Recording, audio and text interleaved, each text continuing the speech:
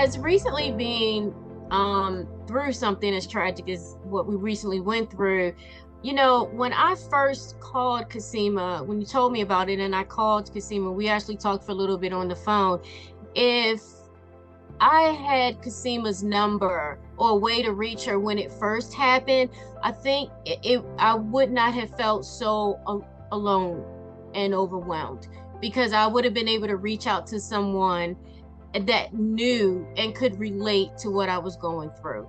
And I think that's the best part of it. I mean, Facebook alone is a forum for people and an outlet for people who don't have a means to physically talk to or reach people, on every aspect, on every platform.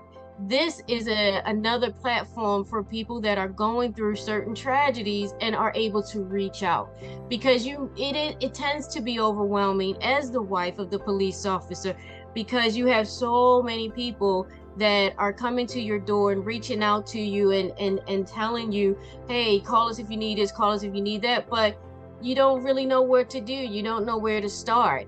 But if you have an army of spouses that are behind you and say, hey, we know what you need, let us step in and help you. That alone is just like, it's so relief to have that. If you don't know that that's there, if it's nothing like that is there, then you're still left with trying to figure everything out on your own. But this platform opens the door for someone. If we hear signal 13, I could reach out to Kasima. Kasima could reach out to me. Hey, did you hear this? Or if it's posted on Facebook, as an example, do you know the spouse? Do you know how we can reach them? So on and so forth. We're being proactive instead of reactive. And when you're able to be proactive, it eases a lot of the stress that the spouse is going through. And I'm all for that, having been through the stress myself.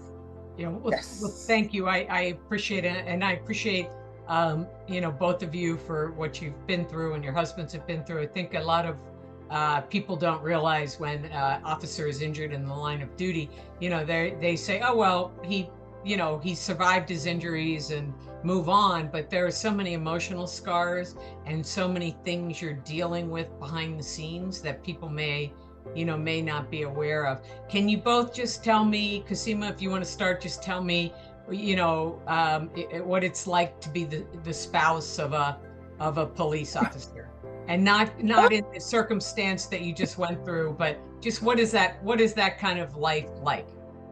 God, do we have all day? I'm just kidding.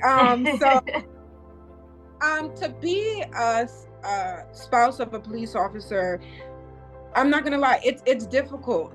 You have to be a very strong spouse in order to be one of a police officer.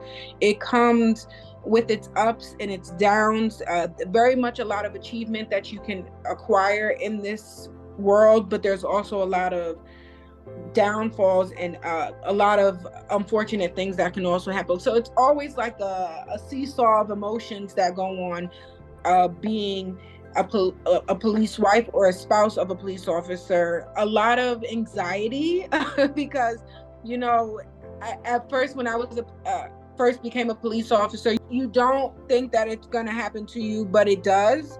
And so it brings a lot of anxiety, because you don't know if when they walk out the door, they're going to be the same person that they were when they walked out. And so this job and responsibility and being the spouse of it does come with a lot of anxiety. It comes with a lot of having faith and trust and hope. And I do believe that there is a big, wide network of spouses out there that need that support. Talking to a lot of women that are married to police officers, some of these moms are stay-at-home moms, so they don't have the opportunity to also go out in the world and talk to people. They're mostly home, so they're not in the knowing of what's going on and what's happening.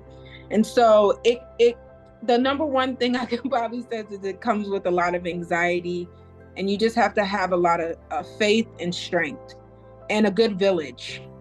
That's why I also wanted to create this page, because the village that I had and during that time of need really helped uplift me and support me and navigate me through the way that I needed to go to get to Signal 13. And not a lot of people have that village. So we want to be that village for people.